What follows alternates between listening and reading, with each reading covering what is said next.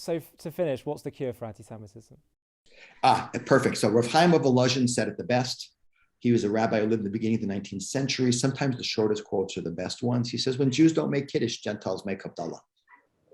And Kiddush is the ceremony we make on Friday night or on the Sabbath, that higher spiritual day we enter with a cup of wine. Havdalah is a ceremony we make at the end of the Sabbath when we go down to a lower level. Rav Chaim of Volozhin wasn't talking literally about making Kiddush on a cup of wine on Friday night. He was talking about the national historic mission of the Jewish people to do what's called Kiddush Hashem, to live and act in a way individually and collectively that inspires the world.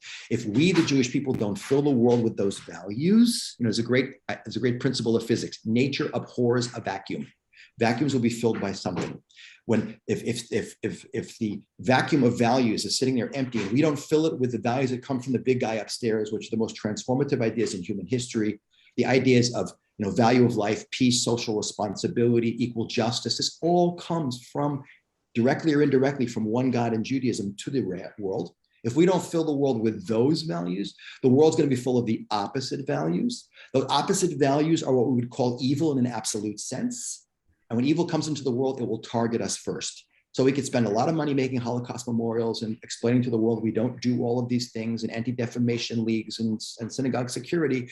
But until we treat the root cause, which is to proactively finish the mission that Abraham started 3,700 years ago, the world is not going to leave the Jewish people alone, is not going to leave the Jewish state alone. And I know it sounds like the impossible dream. Look at the anti-Semitism, there's this unity in the world. But if you look at how much we've transformed the world directly and indirectly, I started out this whole thing by quoting Ben Gurion: a Jew who doesn't believe in miracles is not a realist. And we have so transformed the world. And the fact that you and I are having this conversation in the year 2022 and still around in the world as Jews is living proof of the supernatural. So you got to have the big picture, and then you see that anything is possible.